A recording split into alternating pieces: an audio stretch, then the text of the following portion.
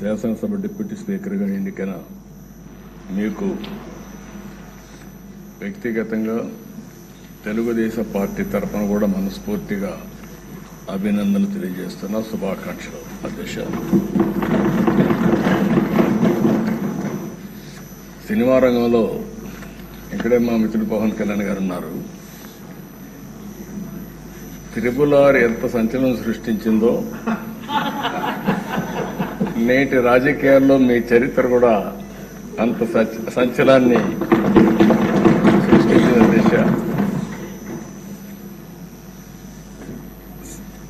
Triple R సినిమాలో నాటు నాటు పాట ఎంత పాపులర్ అయిందో ఈ త్రిపుల్ ఆర్ రచ్చబండ కూడా అదే మరి పాపులర్ అయింది.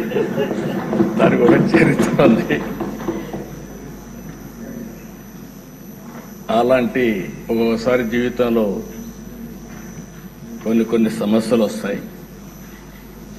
ఆ సమస్యల్ని ధైర్యంగా ఎదుర్కోవడం చాలా ముఖ్యం. తిరిగి ఆ కుర్చీలో కూర్చుంటే నిండుగా కనపడుస్తున్నారు.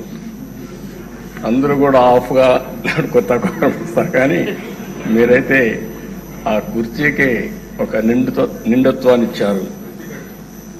పంచకట్టు కూడా తెలుగు బిడ్డ పంచకట్టుతో వచ్చారు. చాలా సంతోషం. మిమ్మల్ని చూసినప్పుడు, ముఖ్యంగా ఈ కొత్త బాధ్యతలో మిమ్మల్ని చూసినప్పుడు చాలా సంతోషం కలుగుతూ ఉంది.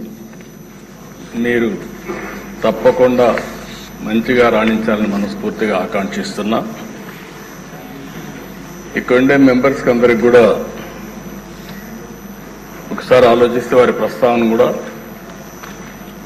మే 14, 1962 విజయవాడలోని కనుమూరి వెంకట సత్య సూర్యనారాయణరాజు గారు, అన్నపూర్ణమ్మ దంపతులకు జన్మించారు. ఆయన ఒక పారిశ్రామికవేత్తగా, రాజకీయవేత్తగా గుర్తింపు తెచ్చుకున్నారు. రఘురామకృష్ణరాజు గారు విశాఖపట్నంలోని ఆంధ్ర విశ్వవిద్యాలయంలో పోస్ట్ గ్రాడ్యుయేషన్ చేశారు. డిస్టింక్షన్లో పాస్ అయ్యారు.